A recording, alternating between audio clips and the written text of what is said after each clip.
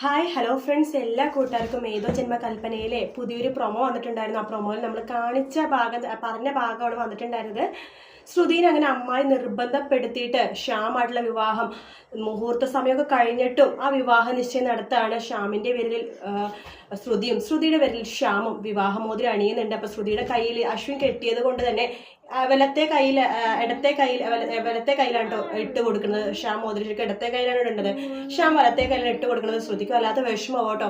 ശ്രുതിയുടെ വിഷമിക്കുന്ന അതേ സമയത്ത് തന്നെ നമ്മുടെ അശ്വിനും വിഷമിക്കുന്നുണ്ട്. വേറൊന്നുമല്ല, അശ്വിനും ശ്രുതി ലാസ്റ്റ് ഭയങ്കര വഴക്ക് പിടിച്ചിട്ടാട്ടോ പിരിഞ്ഞത്. കാരണം ഇനി ഒരിക്കലും പരസ്പരം കാണില്ല, സംസാരിക്കില്ല, ഇതോടുകൂടി എല്ലാ ബന്ധവും തീർന്നതുമായിട്ട് അറുത്തുമുറുത്ത് പറഞ്ഞിട്ടാണ് രണ്ടുപേരും പോയത്. അതിനുശേഷമാണ് ശ്രുതി ശ്യാമായിട്ടുള്ള എൻഗേജ്മെന്റ് നടന്നത്. തിരിച്ച് വീട്ടിലെത്തി അശ്വിനെ ഭ്രാന്ത് പിടിക്കുന്ന അവസ്ഥയാട്ടോ. മുടിയൊക്കെ പിടിച്ച് വലിച്ച് അശ്വിനാണെങ്കിൽ എന്ത് ചെയ്യണമെന്ന് എല്ലാവരോടും ദേഷ്യമാവുന്ന അശ്വിന.